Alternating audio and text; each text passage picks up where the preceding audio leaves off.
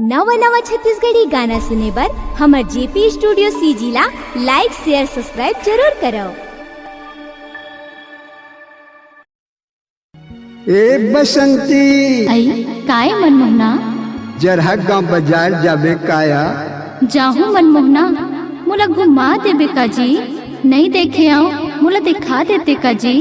देख के तोर सूरतिया बसंती कजरेली आँखी के काजल वो रामदेव नरेश शैलेंद्र तीनों जन अरे पी के हो गए पागल वो। देख मनमोहना तहु झन पागल होबे।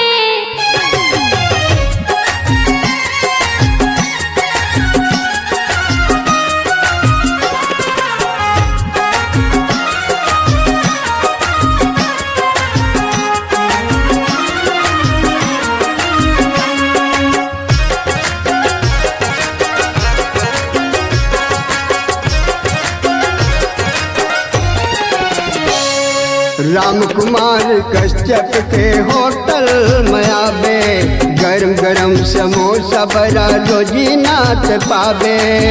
दिन सोमवार जरहा गांव के बाजार ला घुमाऊं तो लवो बसंती जोड़ीदार खमाऊं तो रे मिर्चा भजिया मजेदार खमाऊं तो लवो आलू गुंडा मजेदार।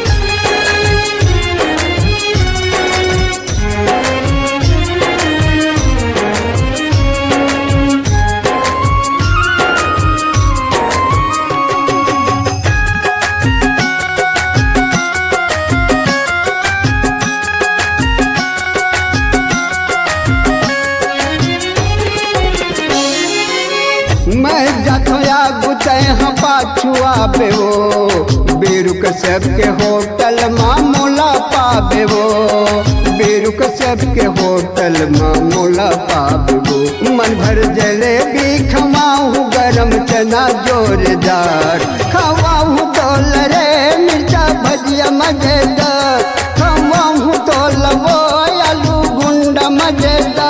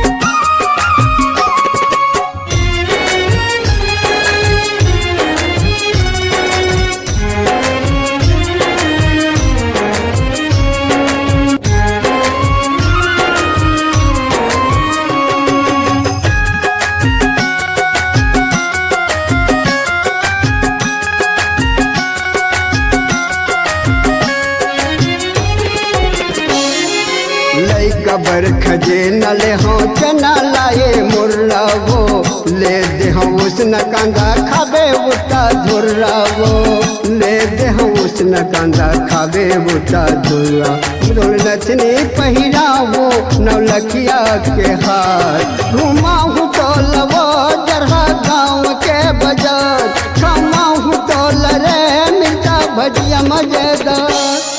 राम कुमार कश्यप के होटल में आवे गरम गरम समोसा बड़ा रोजी नाच पावे। दिन सोमवार जरहा गांव के बाजार ला घुमाऊं तो लवो बसंती जोड़ीदार